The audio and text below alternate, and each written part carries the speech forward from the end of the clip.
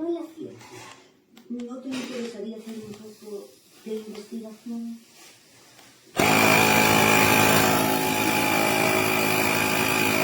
Allá de tu imaginación, el único sonido que oirás será el latir de tu corazón mientras corres por la oscuridad del bosque. Esto da